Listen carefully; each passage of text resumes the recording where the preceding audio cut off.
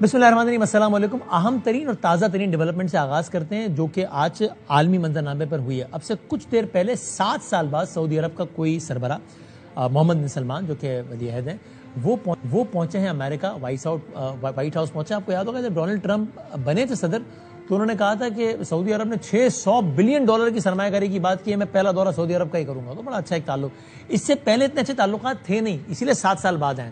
آپ کو یاد ہے وہ ایک مرڈر کا واقعہ ہوا تھا، ایک جرنلسٹ کا قتل ہوا تھا جمال خشوگی کا ایمبیسی میں، اور وہ سارے بڑے معاملات ہو گئے تھے، تو ایک تعلقات بڑے تناؤ کا شکار رہے تھے اس سے پہلے، لیکن ابھی بڑا اچھا تعلق ہے دونوں کا۔ اور ایک بہت اہم سوال اس میں یہ ہے، آج 2 ڈیولپمنٹس ہوئی غزہ کے حوالے سے، ایک یہ اور دوسری اس کے بعد عرض کرتے ہیں کہ ابراہم اکارڈ یعنی کہ ایک ایسا معاہدہ جس کے تحت دنیا کے کچھ ممالک آلریڈی اسرائیل کو باقاعدہ تسلیم کر چکے ہیں، مسلم ممالک اس میں انکلوڈنگ یونائٹڈ عرب ایمریٹس، وہ ٹرمپ کے پہلے دور میں ہوا تھا، یہ وائٹ ہاؤس کے لان میں سگنیچرز ہوئے تھے۔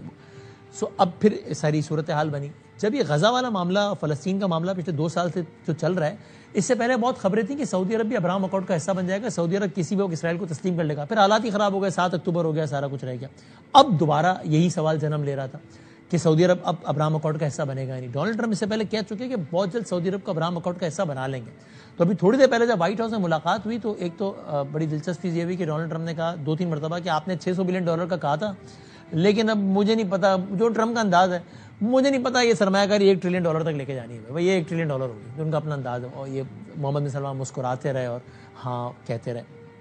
دوسرا صحافی نے سوال کر لیا کہ ابراہم اکارڈ میں سعودی عرب شامل ہوگا یا نہیں، تو ڈونلڈ ٹرمپ نے کہا کہ ہماری اس بارے میں بات ہوئی تھی، اچھی بات ہوئی ہے، مثبت بات ہوئی ہے۔ پھر انہوں نے محمد بن سلمان سے کہہ دیا کہ میں آپ کو اسپاٹ پہ ڈالوں، آپ ذرا دیجئے اس بات کا جواب کہ آپ کیا کہتے ہیں اس بارے میں۔ اور محمد بن سلمان نے کہا کہ جی ہم امن سب کے لیے چاہتے ہیں، ہم اسرائیل کے لیے بھی امن چاہتے ہیں، ہم فلسطین کے لیے بھی امن چاہتے ہیں، ہم چاہیں گے کہ ابراہم اکارڈ کا حصہ بنے، لیکن 2 اسٹیٹ سولوشن بھی ہم چاہیں گے۔ اور پھر ڈونلڈ ٹرمپ نے بھی کہا کہ اس بارے میں مزید بات بھی کریں گے۔ اب دیکھتے ہیں کہ آگے اس متعلق کیا ہوتا ہے، اپنے تجزیہ کار سے ہی پوچھیں گے کہ وہ سب کو کیسے ریڈ کرتے ہیں۔ دوسری ڈیولپمنٹ آج ہمارے لحاظ سے شاید اور امپورٹنٹ ہے اس ڈیولپمنٹ سے بھی زیادہ، وہ یہ کہ آپ جانتے ہیں کہ غزہ میں ساری کی ساری صورتحال چل رہی تھی، اس کو ایک بریک لگایا ابھی، وہ اس لیے کہ ایک منصوبہ، ایک امن منصوبہ جس میں سارے مسلم ممالک ٹرمپ کے ساتھ ملے، پھر اسرائیل بھی ملا ٹرمپ سے، اور وہ سب نے ایک معاہدے پہ اگری کیا، حماس نے بھی اس کا خیر مقدم کیا، اور اس کے نتیجے میں ایک انٹرنیشنل اسٹیبلائزیشن فورس، ایک امن فورس کا قیام ہوگا غزہ میں، اس کی بھی بات ہوئی تھی۔ آج یہ ہوا ہے کہ وہ جو منصوبہ تھا وہ اقوام متحدہ میں، یعنی کہ وہ جو پاکستان نے سیکیورٹی کونسل میں وہ پیش ہوا اور اس میں ووٹنگ ہوئی۔ روس اور چین نے اس میں حصہ نہیں لیا ہے، پاکستان نے اس کی حمایت میں ووٹ کیا، اور اس میں یہ بات بھی شامل ہے کہ وہاں پہ ایک امن فورس جائے گی، اس کی لیکن ڈیٹیلز کوئی شامل نہیں ہے۔ پاکستان نے اس کی حمایت کا اعلان کیا۔ حمایت کا مطلب کیا یہ کہ پاکستان نے کہہ دیا ہے کہ ہم بھی جو ہے وہ یعنی فورس بھیجیں گے وہاں پہ، یا اس کا کیا مطلب ہے؟ اور یہ اس سے اہم بات کیا ہے کہ حماس نے اس کے خلاف بات کی ہے، فلسطینی اتھارٹی نے اس کی حمایت کی، آج ہونے والے عمل کی، حماس نے اس کی حمایت نہیں کی، حماس نے اس کی مخالفت کی۔ اور پاکستان نے یہ ضرور کہا ہے کہ ہماری کچھ تجاویز مانی گئی ہیں، کچھ نہیں مانی گئی ہیں، جس میں سے ایک تجویز یہ بھی تھی کہ ہم چاہتے تھے کہ مزید وضاحت ہو جائے کہ یہ عالمی امن فورس کا کیا مینڈیٹ، کس طرح ہوگا، کیا معاملہ ہوگا، اس کی ذرا وضاحت بھی ہو جائے۔ تو یہ بھی ایک بڑی امپورٹنٹ بات ہے۔ اس حوالے سے ہم نے زحمت دی، ہمارے مہمان ہمارے ساتھ ہیں، ابھی آپ ان کو دیکھ بھی رہے تھے، لیکن ڈیولپمنٹ سے تو اس حوالے سے ان کی رائے جاننا چاہیں گے، جو کہ امریکہ میں پاکستان کی نمائندگی کرتے رہے بحیثیت سفیر، جناب اعزاز چودھری صاحب۔ اور سر بہت شکریہ۔ اس سے پہلے آپ ناظرین دیکھیے گا، پاکستان امن فورس کا حصہ بنے گا یا نہیں بنے گا، یہ ایک سوال ہے۔ اس پہ پاکستان کے کچھ نامور سیاستدانوں نے اپنا اپنا کامنٹ دیا ہے، وہ آپ کی خدمت میں ہم پیش کرتے ہیں۔ دانیال چودھری صاحب سینئر وزیر حکومت کے، سینئر رہنما پی ایم ایل این کے، انہوں نے امن فورس کے حوالے سے کہ پاکستان کا دستہ اس میں شامل ہوگا، جو فورس وہاں جائے گی، جس کے لیے آج ووٹنگ ہو گئی ہے، پاکستان نے اس کے حق میں ووٹ دے دیا ہے، ہم حماس نے اس کی حمایت نہیں کی ہے، لیکن پاکستان نے یہ بھی نہیں کہا کہ امن فورس بھیجیں گے، اس سارے منصوبے کی حمایت بہرحال کی ہے۔ دانیال چودھری صاحب نے کیا کہا تھا، دیکھیں۔ As of right now, there is no contract or nothing that has been signed. اگر ہمیں چوز کیا جائے اور پاکستان فائنل اس کنٹریز میں ہو جو اپنی فورسز وہاں بھیجیں، تو I think it will be a matter of honour not only for the arm forces but the entire Muslim اما اینڈ آل پاکستانیز، کیونکہ ہم اس پوزیشن میں ہوں گے کہ ہم ایز پیس کیپرز اپنے کسی مسلمان برادر ملک جس کے لیے بار بار ہم آواز اٹھا رہے ہیں، ہم ان لوگوں کو پروٹیکٹ کر رہے ہیں۔ اور پھر انہوں نے ہمارے پروگرام میں یہ بھی کہا، دانیال چودھری صاحب نے، ممی آپ کو وہ نہیں دکھا سکے، کہ اس میں انہوں نے یہاں تک کہا کہ حماس کو ڈس آرم کرنا، حماس کو غیر مسلح کرنا بھی اسی فورس کا مینڈیٹ شامل ہوگا. حسین حقانی صاحب نے اپنی رائے یہ دی تھی اس بارے میں. پہلا موقع آئے گا کہ شاید وہاں پہ ایک امن فوج قائم کرنے کے لیے مسلم ممالک سے کہا جائے کہ اپنے دستے دو. اس موقع پر پاکستان کو بہت احتیاط سے کام لینا ہوگا، کیونکہ پاکستان اگر پہنچا غزہ میں تو وہ ایک طرف حماس اور اس کے ہمدردوں کے، ایک طرف وہ ہوں گے، دوسری طرف اسرائیلی ہوں گے. نہ وہ حماس والوں کو یہ تاثر دے سکتے ہیں کہ ہم اسرائیل کے لیے نرم گوشہ رکھتے ہیں، نہ وہ اسرائیل والوں کو یہ شکایت کا موقع دے سکتے ہیں کہ یہ جو پاکستانی فوجی ہیں ان کا اصل میں دل تو اس طرف ہے، یہ امن قائم کرنے کے لیے مناسب نہیں. ہم براہ راست کردار صرف اس حد تک ادا کریں کہ فلسطینیوں کو ان کے حقوق ملیں، اور فلسطینیوں کو کے دفاع کے لیے کچھ اگر اقدامات عالمی برادری کر رہی ہے تو اس کی ہم حمایت کریں. پاکستان کے وزیر دفاع خواجہ آصف صاحب اس فوج کے حوالے سے کہ پاکستان کو بھیجنی چاہیے نہیں بھیجنی، یہ کہا تھا انہوں نے. اگر یہ ضرورت پڑی تو ضرور بھیجنی چاہیے. بالکل میں ذاتی طور پہ اس وقت میں ہوں کہ ہماری پریزنس ہونی چاہیے.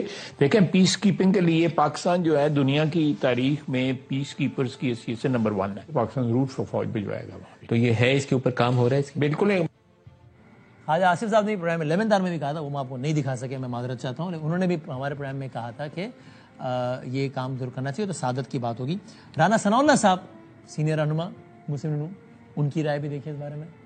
وہاں پہ امن قائم کرنے کے لیے اگر پاکستان کی افواج کو موقع ملتا ہے تو میں نہیں سمجھتا کہ اس سے کوئی بہتر چیز ہو سکتی ہے. اپنے ان مسلمان فلسطینی مظلوموں کی مدد کرنے کے لیے، ان کی جان بچانے کے لیے، ان کے اوپر امن کا نفاذ کرنے کے لیے اگر پاکستان کو کوئی رول ملے کہ وہاں پہ امن قائم ہونا چاہیے، امن فورس کے پاس اس کا انتظام ہونا چاہیے، اسرائیلی کی فوج کو وہاں سے وڈرا ہونا چاہیے، اگر اس کا موقع ملے تو میں سمجھتا ہوں کہ یہ ایک سعادت کی بات ہوگی.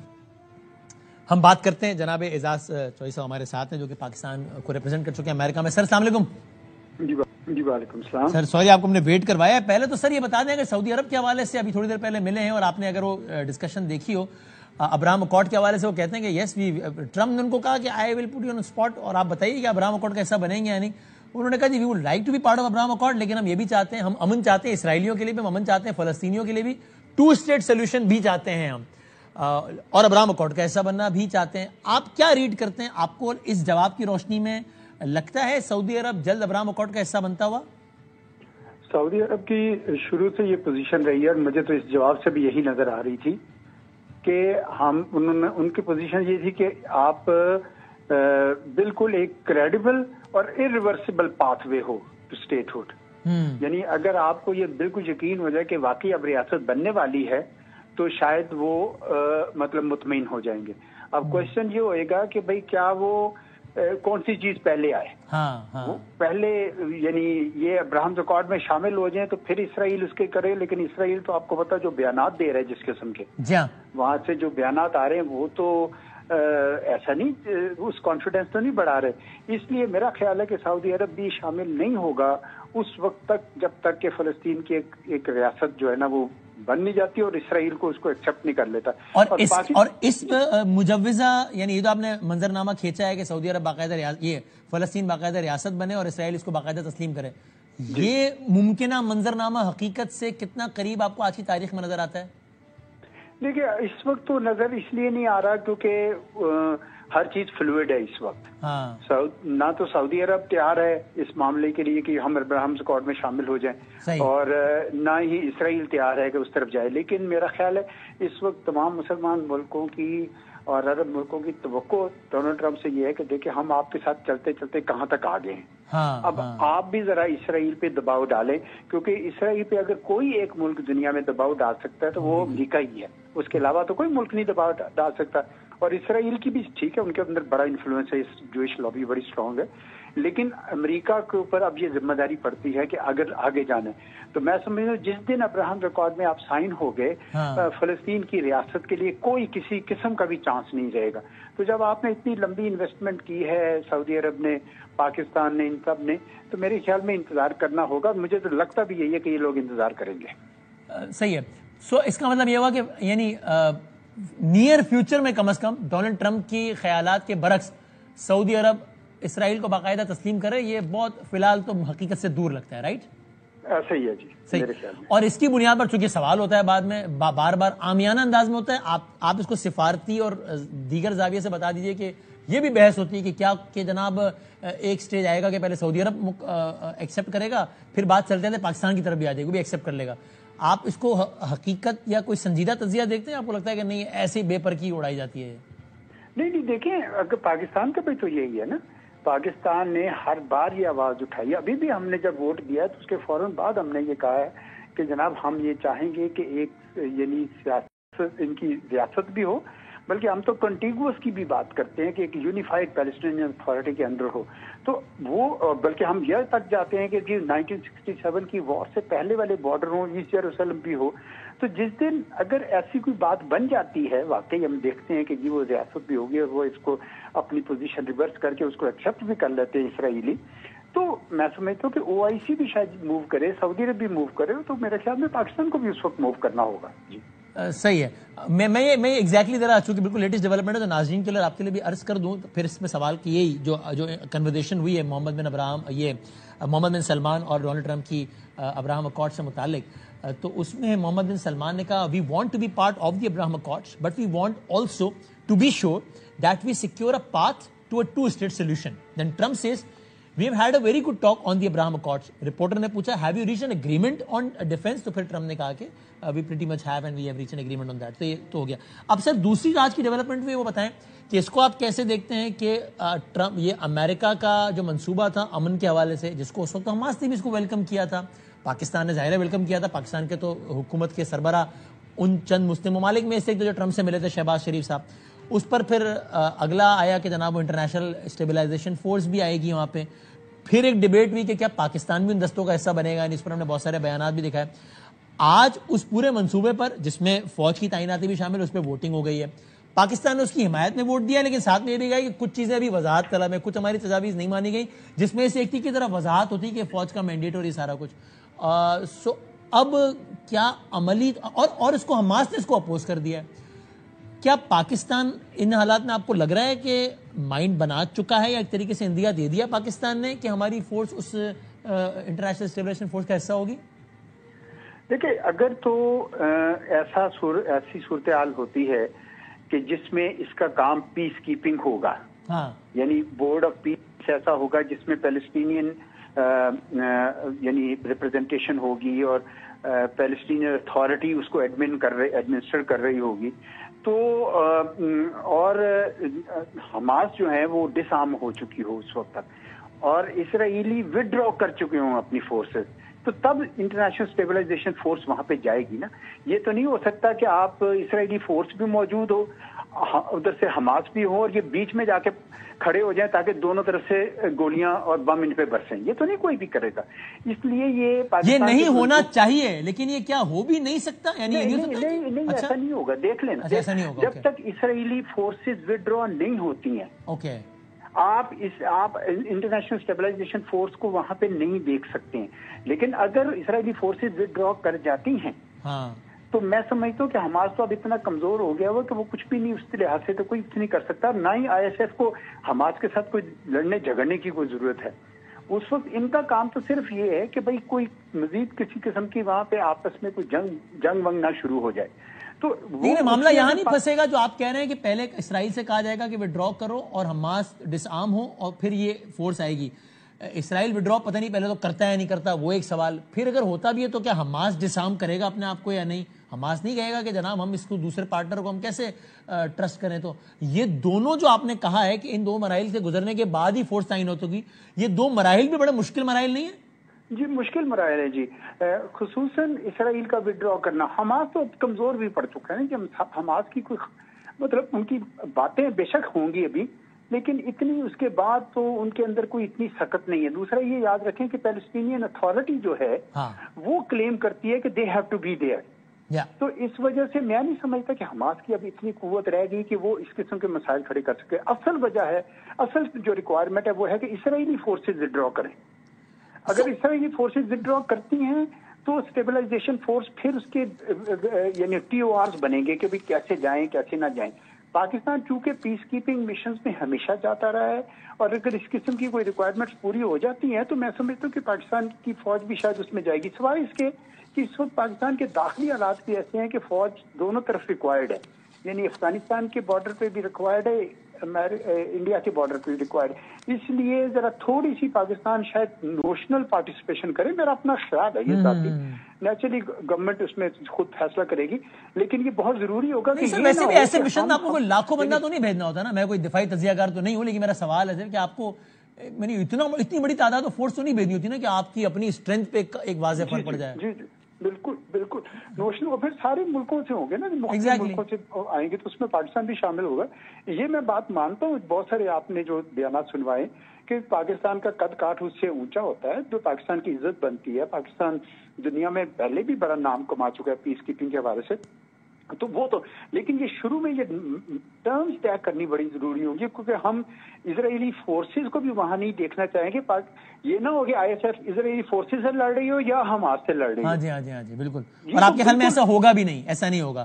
اور میرا خیال ہے کہ جی ایسا نہیں ہونا چاہیے. جی ایسا، یہ بورڈ آف پیس بھی بیٹھ کے ڈسکس کرے گا اور ٹرمز طے ہوں گی. تو آپ کے خیال میں اس فورس کو نہیں کہا جائے گا، اس فورس کو کے ذمے میں یہ شامل نہیں ہوگا کہ حماس کو ڈسارم بھی تم کرو، ایسا نہیں ہوگا نا آپ کے خیال میں؟ میرا نہیں خیال. اگر یہ ہوگا تو یہ بڑا ہی مشکل مرحلہ ہوگا پاکستان جیسے ملکوں کے لیے. اس لیے نہیں کہ بھئی حماس سے ہمارا کوئی خاص انس ہے، اس لیے کیونکہ جو فلسطینیوں کے ساتھ تو لڑنے نہیں جا رہے نا وہاں. ایگزیکٹلی.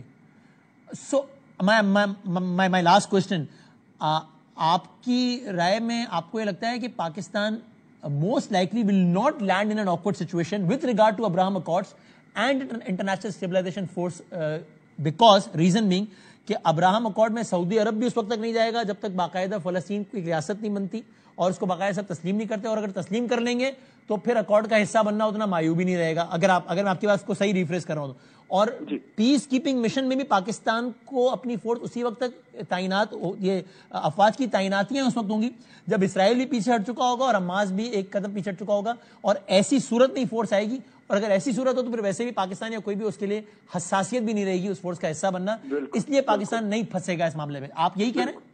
بالکل درست کہا آپ نے. ٹھیک ہو گیا، تھینک یو سر، بہت شکریہ.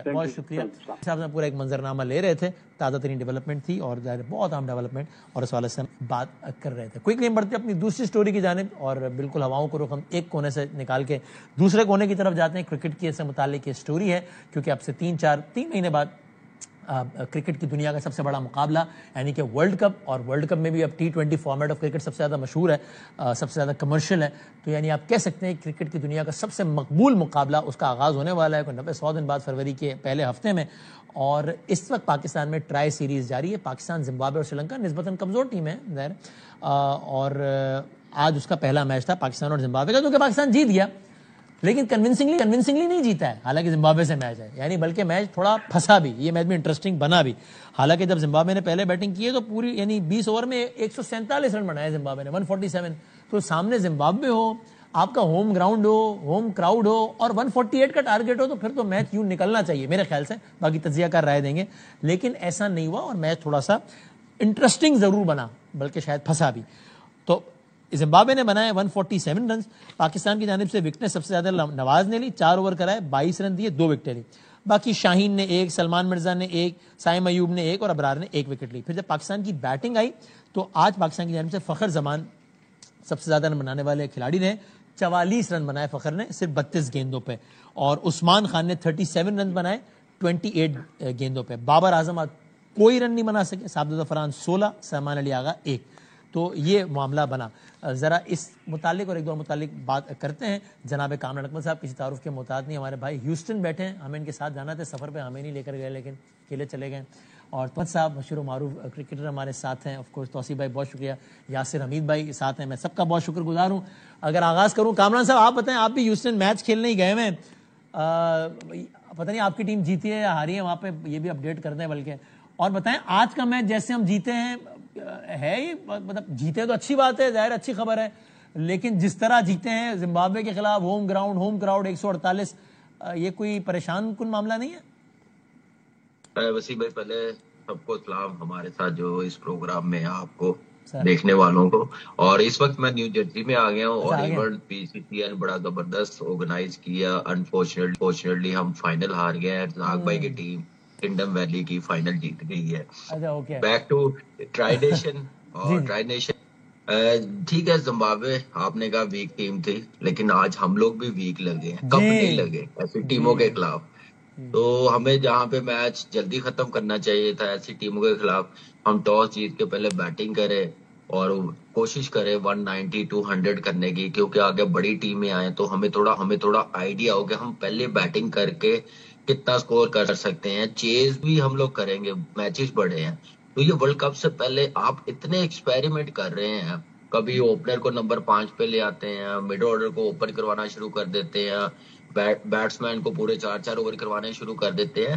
تو ان چیزوں کی طرف بھی تھوڑا سا دھیان دیں. تو آپ ویک ٹیم کے خلاف پہلے بیٹنگ کرتے ہوئے ضرور ایک بڑا ٹوٹل لگانا چاہیے. اور مجھے سمجھ نہیں آئی کہ فخر زمان ٹھیک ہے اسکور کارڈ سے تو نظر آ رہا ہے کہ اس نے میچ جتوایا، پہلے 17-18 بال وہ جیسے کھیلا، اسٹرائک ریٹ آلموسٹ 80 کا تھا، 13-14 رن بنائے ہوئے تھے. یا اچھی ٹیم یہاں سے میچ جانے دے. یہ تو زمبابوے تھی، جیسے انہوں نے پاور پلے یوٹیلائز کیا 59 رنز کا، ہم لوگ 31 رنز کر رہے ہیں. ہم لوگ ڈاٹ بال سے نکل ہی نہیں رہے، ہم وکٹیں ایسے لوز کر رہے ہیں، ہم اپنی وکٹ کی ویلیو نہیں رکھ رہے، ہمیں گیم اویئرنیس نہیں نظر آ رہی. زمبابوے ٹیم نے قدرے بہتر کرکٹ کھیلی ہے، فائٹ کی ہے. اگر وہاں پہ جتنا اچھا سٹارٹ مل گیا تھا، اگر کوئی اچھی ٹیم ہوتی تو انہوں نے 200 کرنا تھا. زمبابوے 170 180 کر لیتی تو میرے خیال سے بڑا اچھا ان کے پاس چانس تھا. انہوں نے پھر بالنگ میں غلطیاں کی ہیں. تو میرے خیال سے یہی چیز دیکھنے والی ہے کہ ورلڈ کپ کی کیا تیاری، یا اچھی ٹیم کے خلاف ہماری یہ کمبینیشن، اس ٹائپ کی کرکٹ ہم سروائیو کر سکیں گے، کیا ہم کمپیٹ کر سکیں گے. یہ چیزیں سوچنے والی. یاسر بھائی آپ کا کیا خیال ہے؟ یاسر امین صاحب، جس طرح ہم کہہ رہے ہیں جیتے ہیں تو یہ اچھی بات ہے، کوئی بھی نہیں کہے گا برا ہو گیا جیت گئے جی، لیکن آگے ہے بڑی ٹیمیں آنی ہیں. ابھی آپ کو کراؤڈ کا ایڈوانٹیج ہے، گراؤنڈ کا ایڈوانٹیج ہے، پچ کا ایڈوانٹیج ہے. وہ آپ ایڈوانٹیج کتنا وصول کر رہے ہیں نہیں کر رہے وہ الگ بات ہے، لیکن اور اس میں بھی اگر میچ آپ اس طرح کر کے جیت رہے ہیں تو یہ کوئی اچھی خبر ہے ورلڈ کپ جیسے بڑے ٹورنامنٹ سے پہلے. یاسر بھائی دیکھیں وسیم بھائی، میں ایک بات کہنا چاہوں گا which could be a rude but دیکھیں یہ جتنا چھوٹا فارمیٹ ہوتا ہے نا، اتنا چھوٹے پلیئر کے لیے، چھوٹی ٹیموں کے لیے اتنا ایڈوانٹیج زیادہ ہوتا ہے. اوکے ٹھیک ہے. اب جس طرح 20 اوورز ہیں، اس میں چھوٹی ٹیموں کا نکلنا زیادہ ایزی ہے اور بڑی ٹیموں کا پھنسنا زیادہ ایزی ہے. ٹھیک ہے. اب اس طرح ہم نے دیکھا یار 147 نے اس لیے کہ 4-5 اوور ادھر ادھر ہوئے اور میچ نکل گیا. بالکل. دیکھیں انہوں نے 4 شروع میں آؤٹ کر لیے تھے. اگر وہ تھوڑا سا اچھی ٹیم ہوتی، اپنے نروز کو اگر وہ ہولڈ کر سکتی تو پاکستان کو پھنسا لینا تھا. انہوں نے 54 پر 4 تھے وہاں پہ، تو فخر اور وہ وسیم اپنا کیا کہتے ہیں اس کا عثمان کی پارٹنرشپ ہوئی ہے، انہوں نے میچ جتا دیا. ٹھیک ہے.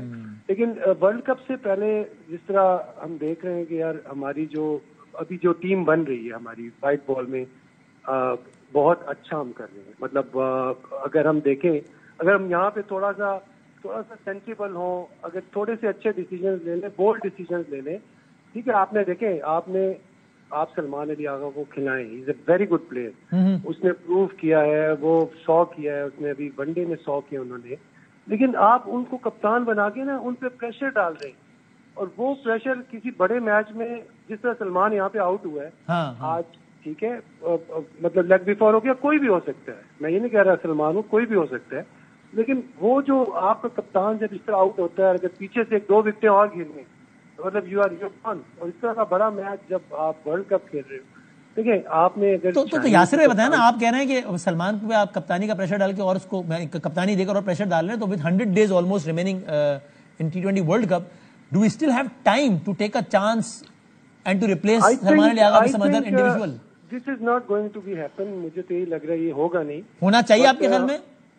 اگر کر لیں، دیکھیں اگر آپ نے شاہین کے پاس سی وی ہے، he has won 2 PSL trophies for Lahore Qalandar. اس کی سی وی اسٹرانگ ہے، وہ ون ڈے میں 2 سیریزیں جیت چکے ہیں. ٹھیک ہے. اگر آپ اسے کپتان بناتے تو it's not out of the box thing نا. آپ اس کو کپتان بنائیں. Salman Ali Agha is very important player. ٹھیک ہے. لیکن آپ نے اس طرح مطلب سمجھ نہیں آ رہی. آپ نے ون ڈے میں اس کو کپتان بنایا ہوا ہے، T20 میں سلمان علی آغا کپتان ہے. یا تو پھر ہم اس پہ بات کرنا ہی چھوڑ دیں نا. ہم بھی ایک اصولی موقف اختیار کرتے ہیں. چلے ٹھیک ہے، بنا لیا کپتان، اب ہم اس پہ بات نہیں کریں گے. We are going to support it. اب ورلڈ کپ کے بعد دیکھیں گے. یاد ہے, ٹھیک ہے, صحیح. اچھا سلمان بھائی, یاسر بھائی میں ساتھ ہیں. میں نعمان بھائی سے پوچھوں. نعمان نیاز صاحب ہمارے ساتھ, I am really grateful, thank you so مچ.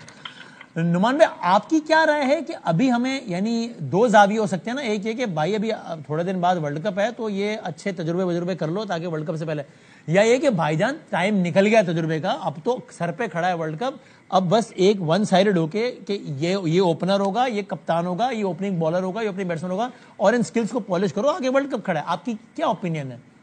دیکھیں, سب سے پہلے تو سیم ابھی کامی کو بھی میں نے سنا, یاسر کو بھی, ان کے کیونکہ ایکس کرکٹرز ہیں تو ان کا ایک آپریشنل ویو ہے, لیکن اگر میں آبزرویشنل اسیسمنٹ دوں تو آگے کا ہوا بگڑا ہوا آپ کی T20 ٹیم کا. Salman Ali Agha doesn't warrant a place in the team. ان کا نمبر 4 پہ کھیلنا تباہی کا باعث بنا ہوا ہے. اگر آپ حیران ہوں گے بھی فخر زمان کی بات ہوئی تھی in T20 cricket, Fakhar as an opener number 2 number 3 he has not been able to perform. Number 4 پہ اس کے میکسیمم رن پہ 150 کا اسٹرائک ریٹ ہے. آج اس کو 5ویں نمبر پہ بیٹنگ کرنی پڑی بیکاز آغا نے 4تھے پہ کر رہی تھی. Agha is a wonderful test match cricketer, a wonderful one day national player, doesn't deserve to be part of the T20 team. Secondly, Shahzada Farhan is a great concern کہ وہ باؤنڈریز بہت اچھی مارتا ہے لیکن اس کا ڈاٹ بال ریشو از 49%. اور وہاں پہ اگر اوپر آپ کے یہ حالات ہوں گے, بابر کو ان سوئنگ میں پرابلم آ رہا ہے, آج بھی ہوا, اور اگر آپ اوپر یہ 3 کھلا دیں گے, سائم از دا اونلی ون جو کہ شاید آپ کو پاور پلے میں نکال سکے. آج زمبابوے کے اگینسٹ 31 پہ 3 تھے, ٹھیک ہے بال تھوڑا پھنسنے لگ گیا تھا, اور زمبابوے نے جیسا سٹارٹ کیا تھا 72 رنز ان کے 8 اوور میں ہو گئے تھے. وہ تو جس طرح یاسر نے کہا چھوٹی ٹیمیں کلیپس کرتی ہیں, پچ تھوڑی مشکل, بال پسند, Nawaz was outstanding, Saim نے اچھی بولنگ کی ابرار نے.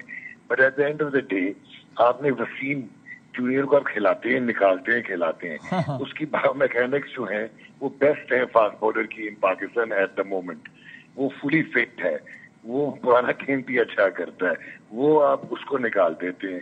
اس کے بعد مجھے نہیں سمجھ آتی, کامران بیٹھا ہوا ایک اسپیشلسٹ وکٹ کیپر, آپ کے پاس وکٹ کیپر ہی نہیں ہے T20 میں. معذرت کے ساتھ آپ نے دونوں اسٹاپر رکھے ہوئے, چاہے وہ شہزادہ فرحان ہو یا یہ لڑکا عثمان ہو. عثمان نے آج میچ ضرور جتایا. عثمان پروون ہے کہ against top teams in international T20 cricket doesn't perform. تو آپ نے اگر اس طرح ٹیم کو لے کے چلنا ہے اور آپ پھر وہی کرتے جا رہے ہیں جیسا, ٹھیک ہے کہ بابر کو نکالا غلط تھا, لائی بھی آپ T20 میں غلط ہے, کہاں پہ اس نے اپنی چیزیں امپروو کی تھیں. I am not talking about Babar Azam the test cricketer, I am not talking about Babar Azam the one day cricketer. Exceptional talent ہے, T20 سے بھی غلط نکالا گیا تھا اس وقت. آج پروو ہو گیا کہ رضوان اور بابر جو کھیلتے تھے ٹاپ آرڈر میں اور وہ ڈیپ جاتے تھے, ان کو پتا تھا کہ انفارچونیٹلی ہماری مڈل آرڈر کے کیا حالات ہیں. So you are saying something is terribly wrong, everything is terribly wrong with this team. جہاں پہ کپتان اسپاٹ ڈیزرو نہیں کرتا, بابر اعظم ابھی ڈیزرو نہیں کرتے. اور نہیں, بابر میں یہ نہیں کہہ رہا ڈیزرو نہیں کرتے. آپ کہہ رہے ہیں کیوں لائے واپس, کیا ہے غلط ہے, ان کے کچھ پرابلمز ہیں جو آپ کو کرکٹر بہتر بتا پائیں گے. اندر کا گیم وہ بالکل ولنریبل ہوئے ہوئے. انضمام کو بھی پرابلم آتا تھا, ان کی بھی کینچی لگتی تھی, یوسف کو بھی آتا تھا, پر وہ اتنے ولنریبل نہیں ہوتے تھے.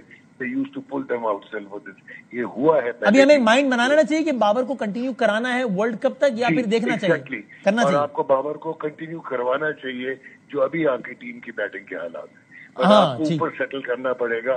ماں صداقت دروازہ توڑ کے اندر آتا ہے اس ٹیم میں.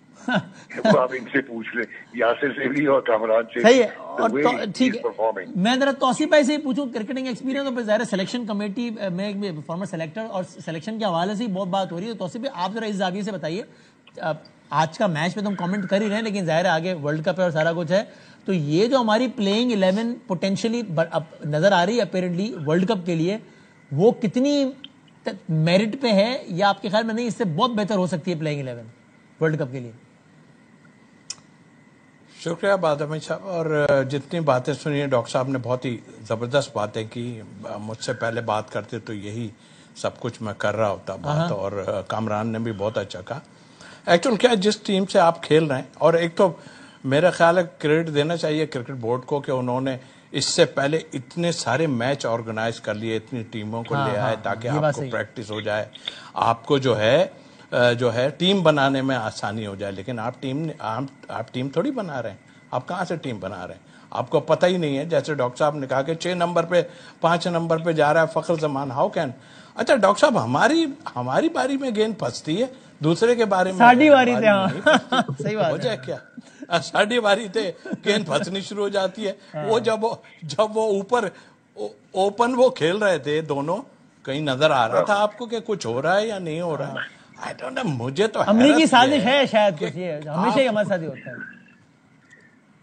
سر اب میں وہاں تک تو نہیں جاؤں گا, لیکن ایک چیز ضرور کہوں گا کہ کسی کو سیٹل کرنے کے لیے کسی کو ادھر کر رہے ہیں, کسی کو ادھر کر رہے ہیں. ون ڈے میں بھی آپ کچھ کر رہے ہیں. کپتان ون ڈے میں آپ نے شاہین کو بنا دیا, جبکہ وہاں شاہین کا کپتانی کا کوئی بنتا ہی نہیں تھا. اگر بنتا تھا تو اس T20 میں بنتا تھا. دیکھیے ڈاکٹر صاحب نے جو بات کی نا, اگر بابر کپتان نہیں ہے تو پھر وہ ٹیم میں نہیں ہے. آنیسٹلی جو بات ہے سچ ہے. اور پھر آپ بیٹنگ بڑھائے جا رہے ہو, آپ آگے تک لے جا رہے ہو, اور پھر آپ کہتے ہو کہ اب یہ 12ویں نمبر کی ٹیم ہے, اس میں 12 میں ہے یہ ٹیم جو ہے رینکنگ میں, جس طرح کی کرکٹ کھیل رہے ہیں رینکنگ میں. جی ہاں, اور اس سے پہلے ہم 7 پہ, سری لنکا جو ہے شاید 8 پہ ہے, کچھ اس طرح کا ہے. ہم قریب ہی ہیں, یہ تو بہت دور ہے. بٹ آپ ان کے کھیل سے پتہ کر سکتے ہیں کہ انہوں نے کیسی بھی ٹیم ہے. ہم ہلکا کہہ دیں, بھاری کہہ دیں, ہم بہتوں کو ہلکا بھاری کہتے ہیں, وہ ہمیں مشکل ڈال کے جاتی ہے. تو ہم یہ کہہ سکتے ہیں کہ دوسروں نے ورک کیا ہے. وہ پہلے 6 اوورز کو کیچ کرتے ہیں, کس طرح کیچ کرتے ہیں نظر آتا ہے. ہم یہاں پہ 3 اوور میں 3 آؤٹ ہو جاتے ہیں 6-7 اوور میں. اس کے بعد کہتے ہیں آپ سنبھال لینا, آپ سنبھال لینا. نواز جیسے کامران میں نے جس بات سے شروع کیا, شاید کڑوی بات ہو, لیکن کڑوا سچ نہیں کہ انہوں نے کہا کہ ٹھیک ہے جی بدامی صاحب آپ کہہ رہے ہیں کہ زمبابوے چھوٹی ٹیم ہے, لیکن معذرت کے ساتھ ہم بھی کوئی بہت بڑی ٹیم والے کارنامے نہیں دکھا رہے ہیں. تو یہ بات تو ٹھیک ہے نا, امریکہ سے ہارنا شروع کرتے ہیں اب حالیہ تاریخ میں لے لیں تو بھی, اور پھر انڈیا ابھی جس طرح یاسر بھائی کہہ رہے تھے کہ یا نعمان بھائی کہ جی چھوٹی ٹیمیں کولیپس کر گئی, ہم انڈیا کے سامنے کولیپس کر جاتے ہیں یا باقی ٹیموں کے سامنے. تو حالات کوئی جو کامران والی بات ہے کہ معذرت کے ساتھ ہم بھی کوئی بہت بڑی ٹیم والا ایٹیٹیوڈ نہیں دکھا رہے ہیں انفارچونیٹلی. توصیف بھائی, بادامی بھائی, ایکچوئل کیا ہے, آسٹریلیا کے خلاف, انگلینڈ کے خلاف, ان چیزوں کے خلاف اگر کلیپس کر جائیں, کچھ ہو جائیں تو نظر آتی ہے کوئی چیز. ٹھیک, یہاں کیا ہے, ہر آدمی تو سوچ رہا ہوتا ہے یہ تو بہت اچھا موقع ہے کہ جو کچھ نہیں کر رہے اتنا کر دیں کہ سلیکٹروں کو پتہ نہیں سلیکٹر ہیں بھی کہ نہیں, ان کو مشکل میں ڈال دیں کہ ہم ٹیم سے کیسے باہر کریں. پھر تو آپ کو رضوان کو ہی لانا پڑے گا, وہ تو ہمیں نظر آ رہا ہے چیزیں. تو آئی تھنک میرا خیال ہے ابھی تک سیٹل نہیں ہو پائے, سوچ رہے ہیں اس کو یہاں لے جائیں, اس کو کس طرح, اور سوچنے کے لیے زیادہ ٹائم بچا نہیں ہے جو کہ فروری میں ورلڈ کپ لگا ہوا ہے. جی نعمان بھائی, جی نعمان بھائی نے بہت اچھی بات کی. ایک تو آپ نے نمبر انسیٹل کیے ہوئے, صاف نظر آ رہا آپ نے شاداب کو اکوموڈیٹ کرنا تھا. آپ نے T20 میں شاہین کو کپتان بنانے کے بجائے ون ڈے کا بنا دیا. آگا ون ڈے کا بن سکتا تھا, آگا ٹیسٹ میچ کا کپتان بن سکتا ہے, بٹ ناٹ T20 کرکٹ. دوسرا آپ انڈر یوٹیلائز کر رہے ہیں محمد اس کو, نواز کو.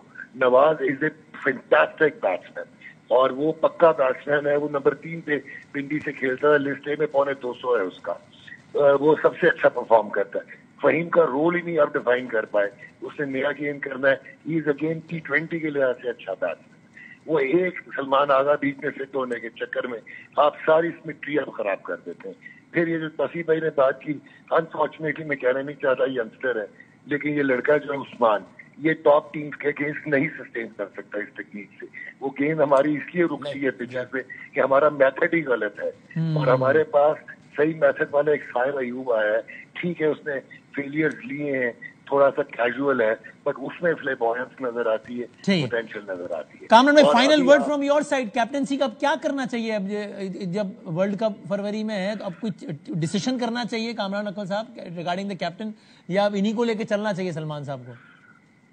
دیکھیے وسیم بھائی, توصیف بھائی نے بڑی زبردست بات کی ہے, ڈاکٹر صاحب نے, یاسر نے.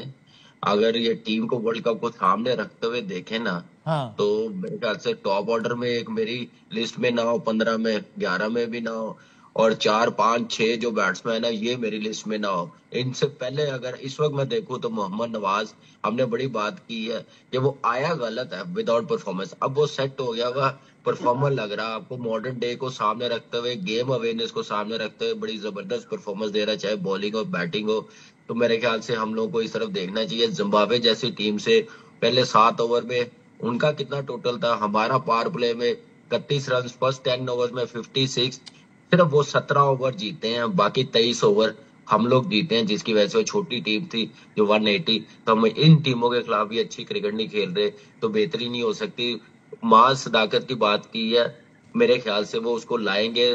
سائم ایوب, صاحبزادہ, بابر, یہ ابھی ورلڈ کپ سے پہلے کپتانی کا ان کی نظر میں کوئی چینجنگ نہیں لگ رہی کہ اسی کمبینیشن کے ساتھ جائیں گے, یہ میچز جیت کے ہمیں سٹیٹس دکھائیں گے. ورلڈ کپ میں کوئی ایسی پرفارمنس نہ آئی تو یہ دیکھیں ہمارا ریکارڈ ورلڈ کپ اچھا نہیں ہوا. یہ ایسے اکوموڈیٹ کرتے ہیں, اور فخر کو نمبر 5 پہ کھلانا پاکستان کی کرکٹ کے ساتھ زیادتی ہے. سلمان علی آغا کو T20 میں کپتان بنانا پاکستان کی کرکٹ کے ساتھ زیادتی ہے, جو 6-7 سال سے ایسے چلتا ہوا. رائٹ, تھینک یو سر, بہت شکریہ سارے مہمانوں کا. بابر کے والے صاحب جانتے ہیں ان کو جرمانہ بھی ہوا ہے وہ بیکاز وہ بلہ بڑا زور سے انہوں نے مار دیا تھا, آؤٹ ہونے کے بعد پریشان تھے. اور آج ایک اور خبر بھی آئی کہ اظہر علی صاحب یوتھ ڈیولپمنٹ پروگرام اور نیشنل سلیکشن کمیٹی کے ممبر تھے, انہوں نے اسٹیپ ڈاؤن کر دیا ہے. خبریں یہ چلیں کہ جناب وہ سرفراز کو ذمہ داریاں دے دی گئی ہیں, تو اس وجہ سے انہوں نے دس آئی کین کنفرم یو کہ کوئی اظہر اور سرفراز کا, اظہر بھائی اور سرفراز بھائی کا کوئی پرسنل کوئی ایسا معاملہ نہیں ہے, لیکن کہ جس کی وجہ سے کہ جناب نہیں چونکہ یہ کیوں آئے ہیں اس وجہ سے میں جا رہا ہوں, تو ایسا کوئی پرسنل والا معاملہ نہیں ہے. لیکن ہاں یہ ضرور ممکن ہے کہ شاید پی سی بی, جو کہ بہت سارے کھلاڑی جو پی سی بی میں کبھی سرو کرتے ہیں اور پھر وہ بعد میں شکوہ کرتے ہیں, تو یہ ممکن ہے کہ یہ ضرور ہوا ہو کہ وہ اس ساری پروگریس کو پی سی بی شاید کوئی اور بہتر طریقے سے ہینڈل شاید ہو سکتا تھا. بہر ایک بریک لیتے ہیں, بریک بعد اگلے موضوع کے ساتھ حاضر ہوتے ہیں.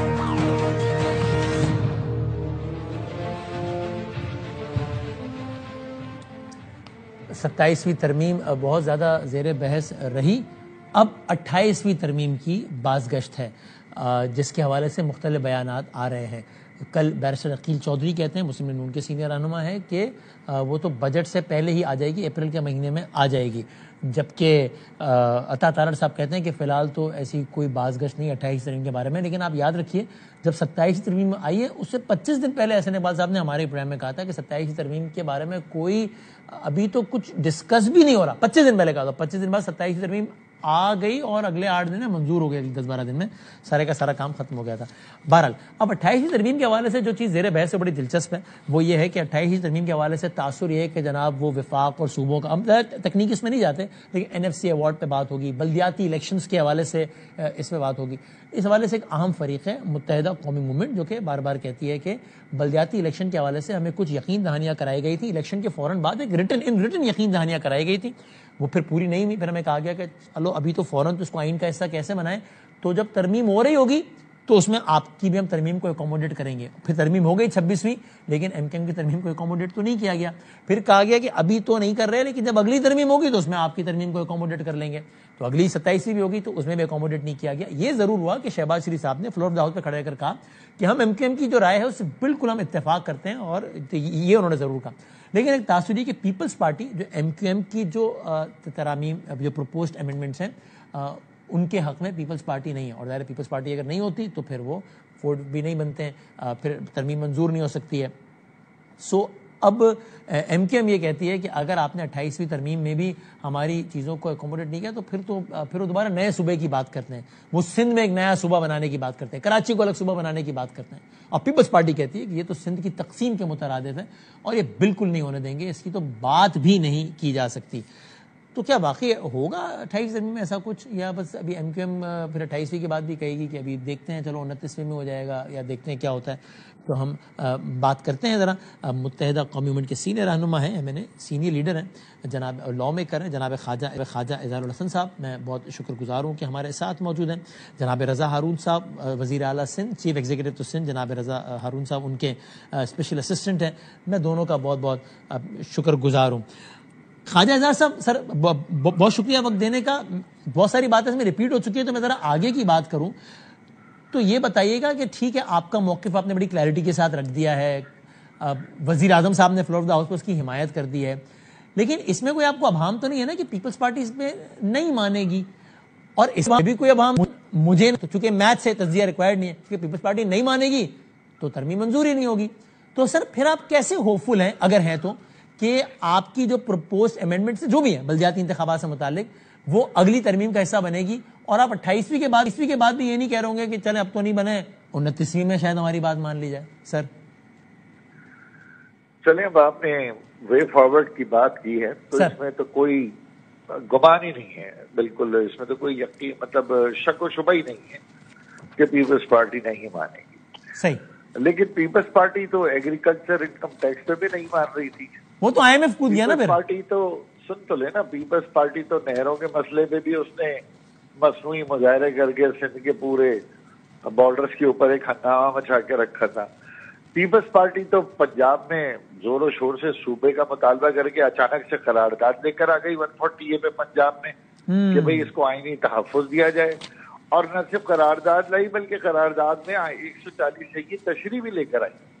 ٹھیک ہے, تو پیپلز پارٹی جہاں جہاں نہیں بھی مان رہی ہے تو ہم آگے دیکھ رہے ہیں کہ حالات جو ہے نا پھر کانسٹیٹیوشنل جو چارٹر آف ڈیموکریسی ہے, چارٹر آف ڈیموکریسی کے تو بالکل برعکس 27ویں ترمیم پاس کی ہے نا پیپلز پارٹی نے. چارٹر آف ڈیموکریسی نہیں, وہ کہتے ہیں چارٹر آف ڈیموکریسی کی توثیق ہوئی ہے, آئینی عدالت بنی ہے بھائی, سی او ڈی میں لکھا. نہیں, آپ چارٹر آف ڈیموکریسی کی اور بھی چیزیں پڑھیں تو آپ کو اندازہ ہو جائے گا کہ پیپلز پارٹی نے چارٹر آف ڈیموکریسی کے برخلاف 27ویں ترمیم پاس کی. تو اس لیے یو آر شور پیپلز پارٹی مان جائے گی یا منوا لیا جائے گا؟ ہو جائے گا, مسئلہ نہیں ہے. مان جائے گی, منوا لیں گے, اور 27ویں ترمیم سے نہیں مانے گی تو اور ایک بھی طریقہ کار ہے جو انشاءاللہ دسمبر کے بعد, دسمبر کے قریب یا اینڈ دسمبر تک پتہ لگ جائے گا. اگر 27ویں ترمیم تک مانتے ہیں تو ٹھیک ہے, 28 میں نا 27 تو ہو گئی, 28ویں ترمیم تک مانتے ہیں تو ٹھیک ہے, مگر ورنہ ایک اور طریقہ کار کیا ہے, اور بھی فیصلہ سازوں کے بعد اور بھی راستے ہیں. وہ کیا ہے, اس میں تھوڑی روشنی ڈالیں گے یا بہت اندھیرا ہے وہاں روشنی نہیں ڈالی جا سکتی؟ نہیں, 27ویں ترمیم آنے دیں, اس کے امپیکٹ آنے دیں, اس کے اثرات آنے دیں, اس کے بعد دیکھیں سب ہنسی خوشی رہنے لگیں. ہاں, تو رضا ہارون صاحب یہ بہت کانفیڈنٹ ہیں, آپ کے فارمر کولیگ بھی ہیں ایم کیو میں, آپ لوگوں نے ساتھ میں گزارا ہے کہ پیپلز پارٹی کو منوا لیا جائے گا, اور وہ اپنی بات ہوائی فائر نہیں کر رہے, وہ مثال ہوتا ہے نا بچپن میں کہتے ہیں مثال دے کر واضح کریں, تو میرے پوچھے بغیر انہوں نے مثالیں دے کر واضح کیا کہ پیپلز پارٹی مانی ہے, یہ بھی مان جائے گی, ورنہ منوا لیا جائے گا, ورنہ اور بھی طریقے ہیں منوانے کے. رضا صاحب کم از کم ایسا تو ہوگا کہ پیپلز پارٹی سے پوچھا جائے گا, کہ مانو سے بات کر کے پوچھتا بھی نہیں ہے نا, یہ تو پہلی مانے میں ہوتے. اچھا, یہ شرم آتی ہے جب رضا بھائی وہاں بیٹھ کے کہتے ہیں ایم کیو والوں سے پوچھنا جائے. آپ سے تو ایم کیو پوچھ رہی ہے نا پیپلز پارٹی پوچھ رہی ہے. میں جانتا ہوں کتنی ایم کیو ہے سر بھائی, میں جانتا ہوں. وہ اسپیشل اسسٹنٹ ہے سی ایم صاحب کے بھائی. میں تو 35 سال رہا ہوں ایم کیو میں. یہ تو رضا بھائی رہنے دیں, آپ جتنا ایم کیو میں رہے, جتنی کاوشیں آپ کی رہی ہیں اتنا ہمیں بھی پتہ ہے نا یار, لیکن جس طرح آپ ابھی وہاں کھڑے ہو کے کہہ رہے ہیں مجھے بات کر لینے دیں. آپ کی بات ہو گئی, لیکن آپ کی طرح وزیروں کے آگے زمینوں پہ نہیں پٹایا ایم کیو نے کبھی بھی آپ کو. اچھا, رضا صاحب یہ آپ تجربے کی بنیاد پر کہہ رہے ہیں کہ ایم کیو ایم سے کوئی پوچھتا بھی نہیں ہے, یا تجزیے کی روشنی میں کہہ رہے ہیں؟ نہیں, یہ والی ایم کیو ایم سے, پہلی والی ایم کیو ایم سے تو گھر پہ آ کے بات ہوتی ہے نا, اب تو ان کو بلا لیا جاتا ہے وزیر اعظم محمود, ان سے تو کوئی ملنے بھی نہیں آیا 27ویں ترمیم پہ, بلا لیا گیا سب کو. بہرحال ان کو تو بلا کے بتایا کہ یہ ہے, بس سب کرنا ہے. یہ تو ان کے بھائی فاروق ستار کا تو فلور آف دا ہاؤس بیان موجود ہے نا 26ویں ترمیم پہ, ہم سے پوچھتا ہی نہیں ہے. ہمیں تو رات کو دیا, صبح آگے ہم نے کر دیا, تو قومی اسمبلی کے فلور پہ کیا ہے. بہرحال دیکھیں, جب 27ویں ترمیم پاس ہوئی تھی تو اظہار بھائی ایم این اے ہیں, جب قومی اسمبلی میں بیٹھے ہوئے تھے تو بلاول صاحب کی تقریر لازمی سنی ہوگی, صحیح, یا شاید نہیں سنی. اس تقریر کا ایک پارٹ انہوں نے خاص طور پہ یہ کہا کہ ہمیں 27ویں ترمیم پہ جو مسلم لیگ کی جانب سے ڈرافٹ ملا اس میں بلدیاتی معاملات کا تذکرہ نہیں تھا, لیکن میں اپریشیٹ کرتا ہوں اور میں خود چاہتا ہوں کہ بلدیاتی سسٹم امپاور ہو, اور ہم اس سے بات کرنے کے لیے تیار ہیں, اور میں ویلکم کروں گا کہ آئیں اور اگر گفتگو کریں. تو اب ان کو یہ چاہیے کہ بجائے اس کے کہ जज्बाती बातें करें, तकारीर करें और दिसंबर में ये हो जाएगा और जनवरी में वो हो जाएगा, ये जो लाल बत्ती के पीछे चल रहे हैं इजहार भाई, इससे बेहतर ये है कि जब बिलावल साहब ने कह दिया, एप्रिशिएट कर लिया लोकल बॉडीज के मामला को, शायद आपने तकरीर नहीं सुनी, मैं आपको क्लिप भिजवा दूंगा, बदामी साहब आपको ही भिजवा दूंगा, तो डायलॉग से चीजें होती हैं, सियासत करना सीखें। तकरीर जरूर सुनिए रजा साहब, लेकिन वो पीपल्स पार्टी के लोगों के बयानात से जाहिर हो रहा है कि वो एमकेएम की तजावीज के खिलाफ है, बयानात से लगा। जी इजहार साहब, बिलावल साहब से पहले मेरी तकरीर थी, आप मेरा क्लिप पहले निकाल के सुन लें। बिलावल साहब से पहले मेरी तकरीर थी, क्या करूं, मैंने चार्टर ऑफ डेमोक्रेसी को फाड़ा था, पीडीएम के एग्रीमेंट को भी फ्लोर ऑफ द हाउस फाड़ा था, और पीएमएलएन के एग्रीमेंट को फाड़ा था। मेरी तकरीर के बाद बिलावल साहब ने ये बात की थी, मेरी तकरीर के बाद बिलावल साहब ने बात की थी, यहाँ पे बात कर लिया करो तो फिर बात सुनने का हौसला पैदा करो यार। अरे आपकी तो जिंदगी भर सुनते रहे, आपकी तो जिंदगी भर सुनते रहे, जिसका नतीजा ये पहुंचा कि आज आप वहां से बैठ के सुना रहे हैं। नहीं, आप मेरी नहीं सुनते रहे, आप बानी की सुनते रहते, हमारी सुनते रहते तो आज सही होते हैं। वो तो बोलते थे और सभी सुनते थे, लेकिन इजहार साहब, लेकिन ये चलो अगर वो कह रहे हैं कि जी इसमें डिबेट होने को तैयार है, बिलावल साहब कह रहे हैं, तो एक वेलकमिंग बात है ना इजहार साहब। नहीं, अब ये अलग बात है कि हालांकि उनके तर्जुमान रोजाना आकर तासुर दे रहे हैं कि एमकेएम की राय उनको बिल्कुल काबिल कबूल नहीं है, लेकिन अगर बिलावल साहब कह रहे हैं कि जी पीपल्स पार्टी वाले या तो रजा हारून साहब से चेयरमैन का क्लिप निकलवा लें, रजा हारून साहब से पीपल्स पार्टी वाले चेयरमैन बिलावल भुट्टो का क्लिप निकलवा के खुद सुन लें। विभाग में कुछ कहते हैं, सूबे में कुछ कहते हैं, टीवी पे कुछ कहते हैं। रजा साहब, ये बात ठीक है वैसे कि अगर आप शर्जील साहब, नासिर शाह, मैं नाम ले लेता हूं, इनके बयानात हालिया देखें या तर्जुमान जो वजीर आला के तर्जुमान हैं बहुत सारे, मुझे बताओ, तो लगता है बिलावल साहब की बात कुछ और, उनकी कुछ और है। वसीम भाई ये बताओ कि एमकेएम में ये जो आज की एमकेएम में पी वाली, इसमें क्या आप इजहार हसन की सुनेंगे, खालिद मकबूल की सुनेंगे? खालिद मकबूल की सुनेंगे ना, जो पार्टी लीड करता है। इसी तरीके से चेयरमैन बिलावल जब फ्लोर ऑफ द हाउस एक बात कर रहे हैं, आप उनकी सुनेंगे क्या बाकी लोगों को सुनेंगे? बाकी लोग तो आकर रिस्पॉन्ड कर रहे हैं फजूल की प्रेस कॉन्फ्रेंस पे जो कर रही है, वो जज्बाती किस्म की बातें करना। अच्छा, उसमें फिर आखिरी बात बता दें रजा साहब कि उस प्रेस कॉन्फ्रेंस में आपने फजूल, रजा साहब आखिरी बात बता दें, ठीक है, उसमें सीरियस गुफ्तगू सुनने, देखिए सीरियस बात सुनिए वसीम भाई। देखिए हर दफा ये बात करना कि फला नहीं हुआ तो सूबा बन जाएगा, ये सिंध के अंदर ये तकसीम की सियासत करना, ये बात करना, ये एमकेएम की पॉलिसी का यही काम करते रहे आप। हमें 20 साल लंदन से यही चूरन देते रहे। ये तो रजा भाई लंदन से जो चूरन देता रहा उसको बात करो ना यार। मैं तो बता रहा हूँ कि कभी आप तो बड़े इंटेलेक्चुअल हुआ करते थे उस वक्त की राब्ता के जज्बाती क्यों हो रहा है के अंदर, पुरानी एमकेएम के अंदर आप ये दिया करते थे यार, पानी का गिलास पियो, आपके बस का नहीं है, आपके बस का नहीं है। मेरी बात समझे, वो ये कह रहे हैं कि वो कह रहे कल तक आपके लिए सुबह बनाने की बात ठीक थी, आज गलत हुई है।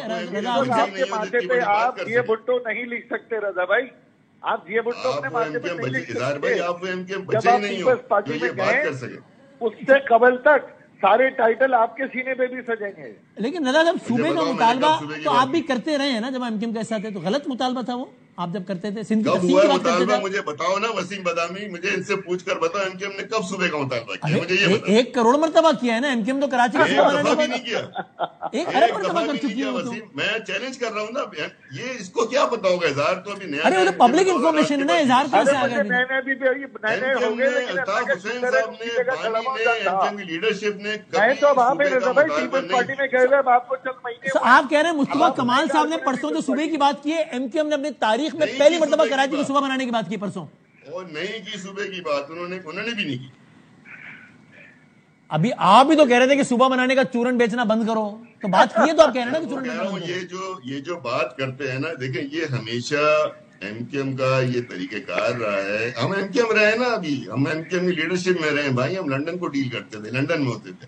एमकेएम हमेशा बात करती थी, इस तरह बात करती थी कि जब आप सिंध के हकूक नहीं देंगे तो ये हो जाएगा। हाँ, तो ये इसको सूबा बनाने की बात करना ही कहते हैं ना। एमकेएम की तरफ से हो, एमकेएम की पॉलिसी का हिस्सा नहीं रहा, एमकेएम के मंशूर का हिस्सा ही नहीं रहा, एमकेएम किसी डॉक्यूमेंट का हिस्सा। ठीक है, अभी हम बहस किसी और दिन के लिए छोड़ेंगे कि आप कह रहे हैं कि सूबा बनाने की बात करना तकसीम के मुतरादिफ होता है। अगर तो पंजाब में तो पीपल्स पार्टी की स्टेटेड पोजीशन है कि सूबा बनना चाहिए, तो क्या पीपल्स पार्टी इस मंतक के मुताबिक पंजाब की तकसीम की बात करती है? वहाँ पे एक डिमांड है, اس لیے کہ وہاں پہ جنوبی پنجاب کی ایک ڈیمانڈ ہے, ایک تحریک ہے, کراچی میں ایسی کوئی تحریک نہیں. تو نہیں, وہاں پہ 140 آئینی پروٹیکشن کی ڈیمانڈ ہے, وہاں پہ ہزارہ صوبے کی ڈیمانڈ ہے, وہاں پہ جنوبی پنجاب صوبے کی ڈیمانڈ ہے. کرو نا, کھل کے ڈیمانڈ کرو نا صوبے کی, کرتے کیوں نہیں, کرو. اب یہ تو رہے, اور کیسے کریں گے, اور کیسے کریں گے, کرو کل پریس کانفرنس کرو, بولو میں صوبہ چاہیے. وہ کہہ رہے ہیں لیڈرشپ کر دے, آپ کا یہ شوق پورا کر دیجیے گا اگر آپ چاہیں تو. خواجہ صاحب بہت بہت شکریہ, بہت شکریہ, دونوں مہمانوں کا بہت شکریہ. وہ انٹرسٹنگ کہہ رہے ہیں, میں ڈیمانڈ ہی نہیں, آپ تو خالی باتیں کرتے ہیں. دیکھتے ہیں انشاءاللہ, زندگی صحت رہی تو کل ملتے ہیں انشاءاللہ. اللہ حافظ.